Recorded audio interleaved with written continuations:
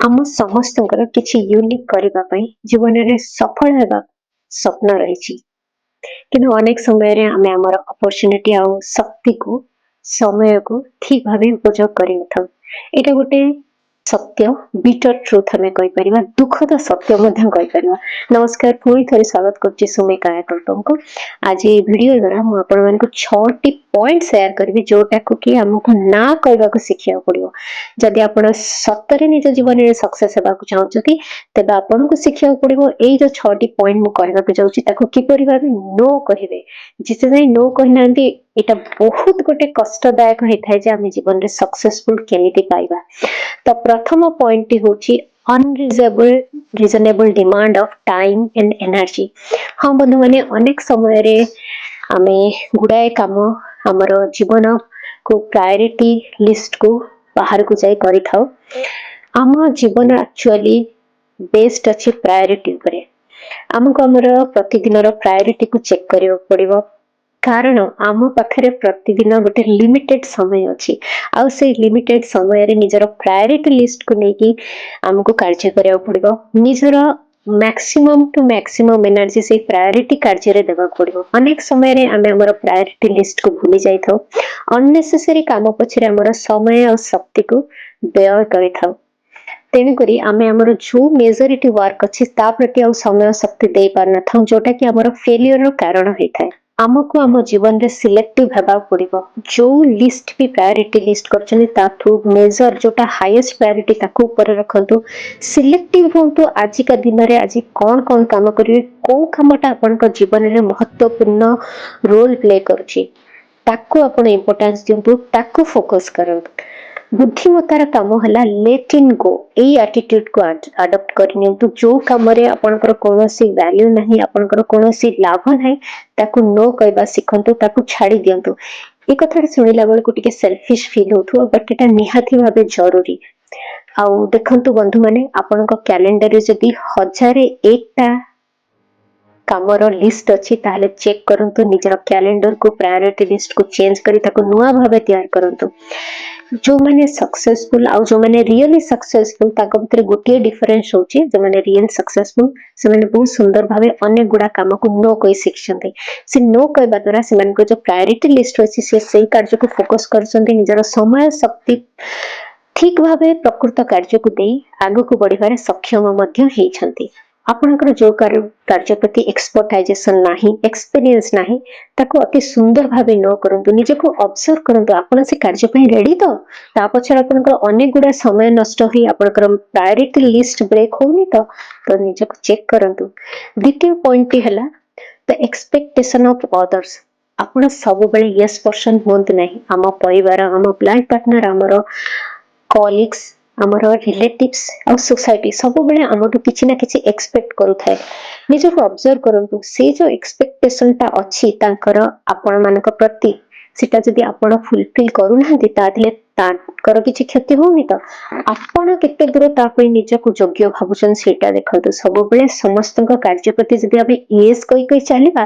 ତାହେଲେ ଦେଖିବା ସମୟ ଆସିଯିବ ଯେତେବେଳେ ଆମେ ଆମର ସେ ପ୍ରାୟୋରିଟି ଲିଷ୍ଟକୁ ବହୁତ ପଛରେ ପକେଇ ଦେଇଥିବା, ନିଜର କାର୍ଯ୍ୟକୁ ଆମେ ସମୟ ଶକ୍ତି ଦେଇନଥାଉ। ତାହା ଦ୍ୱାରା କଣ ହୁଏ ନା ଆପଣଙ୍କର ଫ୍ରଷ୍ଟ୍ରେସନ, ଡିପ୍ରେସନ, ଆଂଜାଇଟି, ହାଇପରଟେନସନ ଆଣ୍ଡ ଅନେକ ରକମର ଫିଜିକାଲ ଆଣ୍ଡ ମେଣ୍ଟାଲ ଇସ୍ୟୁ ଦେଖା ଦେଇଥାଏ, ଯାହାକି ପୁରାପୁରି ଆମକୁ ଜୀବନରେ ଏକୁଟିଆ କରିଦେଇଥାଏ, ଆମକୁ ପୁରା ପଛକୁ ଟାଣିଥାଏ। ସୋ ଚେକ୍ ଇଟ୍। ଆପଣ ଅନ୍ୟମାନଙ୍କର କାମକୁ ୟେସ୍ କହିଲା ବେଳକୁ କିମ୍ବା ଅନ୍ୟମାନଙ୍କର ଭ୍ୟୁ ଆଉ ଆଇଡିଆଜ ଓପିନିଅନକୁ ଆକ୍ସେପ୍ଟ କଲା ବେଳକୁ ସିଏ ଆପଣଙ୍କୁ ଜୀବନର ସେଇ ମେନ୍ ସ୍ରୋତରୁ ପଛକୁ ଟାଣିନି ତ? ଆପଣଙ୍କର ମେଜର କାମକୁ ଡିଲେ କରୁନି ତ? ଯଦି ଡିଲେ କରୁଛି ସୁନ୍ଦର ଭାବେ ନ କରିଦେଇ। ଏଇ ପଏଣ୍ଟଟି ମଧ୍ୟ ଆପଣଙ୍କୁ ସେଲଫିଶ ଲାଗିପାରେ, କିନ୍ତୁ ପ୍ରଥମ ପଏଣ୍ଟ ହେଲା ଆପଣ ନିଜକୁ ଚେକ୍ କରନ୍ତୁ, ନିଜର କାପାସିଟି ଦେଖନ୍ତୁ, ତାପରେ ୟେସ୍ କୁହନ୍ତୁ। ଥାର୍ଡ ପଏଣ୍ଟଟି ହେଲା ସେ no to the little voice from your head. ହଁ ବନ୍ଧୁମାନେ, ଆମର ଏଇ ଯୋଉ ଦିମାଗ ଅଛି ନା ବହୁତ ମିଷ୍ଟେରିୟସ। ସେ ଅନେକ ସମୟରେ ଅନେକ ଗୁଡେ କାର୍ଯ୍ୟକୁ ମନା କରିଥାଏ। ସ୍ପେସିଆଲି ତାର ନେଚର ହଉଛି ଯୋଉ କାର୍ଯ୍ୟରେ ଆମକୁ ଆଗକୁ ବଢିବାରେ ସକ୍ଷମତା ମିଳିଥାଏ, ଆମକୁ ଜୀବନରେ ଆଗକୁ ବଢି ସକ୍ସେସ ହେବା ପାଇଁ ହେଲ୍ପ କରିଥାଏ, ଆମର ଗୋଟେ ନିଜର ଆଇଡେଣ୍ଟିଟି ବନେଇବାରେ ହେଲ୍ପ କରିଥାଏ, ସେଇ ମଙ୍କି ମାଇଣ୍ଡ ଆମକୁ ଅନେକ ସମୟରେ ନୋ କହିଥାଏ। ଆପଣ ସେ ଲିଟଲ ମାଇଣ୍ଡକୁ ନୋ କହିବା ଶିଖନ୍ତୁ। ସିଏ ଆମକୁ ଅନେକ ଗୁଡା କାର୍ଯ୍ୟ नकरी आमको अलसुआ हेबापई किंबा अननेसेसरी कार्य निजर शक्ति समय वेस्ट करने बहुत भाव प्रोत्साहित करता है। So check your mind and निजर से मस्तिष्क क्षमता को बढ़ाई कार्यरत रुहतु किसी गोटे प्रैक्टिस करंतु जेमती मु बहुत थर कही मेडिटेशन करवा जरूरी आपण तार गुलाम न ही आपनकर मस्तिष्क को टेम करंतु थ्रू मेडिटेशन एंड ताको रेडी करंतु जेकोसी अपॉर्चुनिटीज आसुचे से अपॉर्चुनिटीज को यस करी निजर शक्ति और समय को भल भावे यूज करी से कार्य सफलता हासिल करने आउ से जो मंकी माइंड से लिटिल माइंड अनेक समय प्रश्न करि थाए मु कार्य रेडी तो मोर सक्षमता अच्छी तो मु करि परिबि तो ताको से क्वेश्चंस गुडा को पछरे पके आपण ता माइंड रे से जगह रे पुट करंतु yes I can do it yes I will get the success I will overcome all the difficulties ता सहित चिंता करंतु जो कामटा आपण करूछन सेटा आपण पई ठीक तो आपण को आगु को बढ़े हेल्प करुच्ची तो आपणकर समय शक्ति को अजथा नष्ट करूनी तो ता सहित अन्य जनकर क्षति करूनी तो फोर्थ पॉइंट होची लेटिंग गो प्रोक्रास्टिनेशन मन रखंतु बंधु माने प्रोक्रास्टिनेशन बहुत भावे हमको जीवन में पछकु टाणी थाए से जो गोटे प्रभाव हमें सुनिछु ना कल करे सो आज करे सो बहुरी करेगा कब जब चिड़िया चुग जाए खेत जदि आपन को प्रायोरिटी लिस्ट रे जे कामटा करिवार अछि एनी हाउ ताको करबा को चेष्टा करंतु आपनकर 100% दियंतु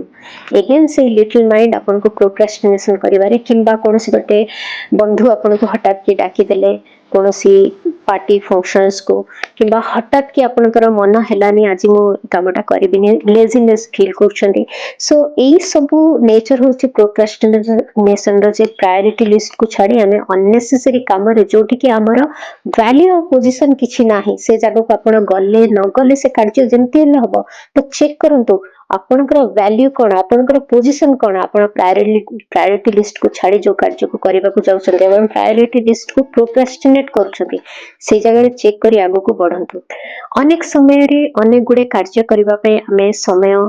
तिथि विधि खोजी थाउ आपण निजको सेथरु आगो को नियंतु कोनोसी भी कार्य आरंभ करिवार कोनोसी निर्धारित समय न थाए आपण प्रायोरिटी लिस्ट चेक करंतु जतबेले आपण रेडी भाबुचंदी निजको चेक करंतु मैं कार्य पे रेडी था जदि आपण रेडी इमिडिएटली स्टार्ट करंतु दिन बार तिथि न देखि कार्य को आरंभ करंतु निजर एबिलिटी को चेक करंतु निज भीतर से प्रोत्साहन को जागृत करंतु आज कार्य आज सारिबा द्वारा आम भीतर अनेक आम पाखे अनेक समय रह जाए किसी नुआ करने किसी क्रिएटिविटी करने आउ जदि मन भीतर से प्रोक्रास्टिनेशन आसुची निजको पुणी रेडी करंतु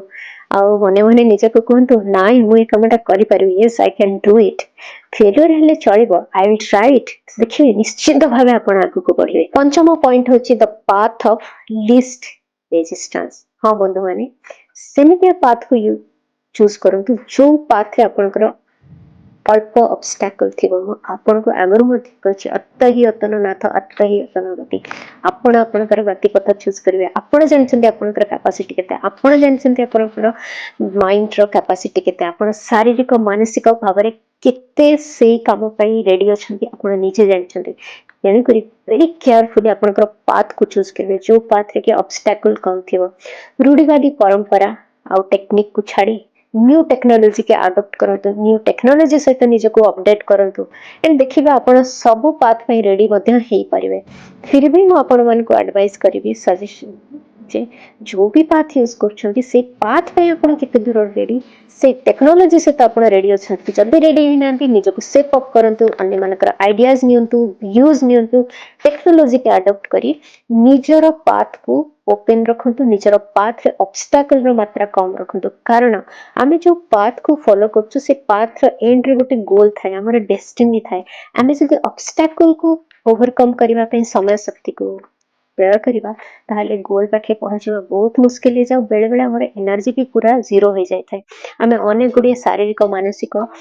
रोग रे आक्रांत हे थाउ आउ सेही रोग हमकु पछकु टाणी थाए तेनकरी बी केयरफुल जिते लेस ऑब्स्टैकल रहइबो सेते जल्दी आपण सक्सेस मध्ये पाइबे फॉर एग्जांपल जति आपण कोनसी रिलेशनशिप रे अछंती ताहाले देखंतु एई रिलेशनशिप आपण को केते दूर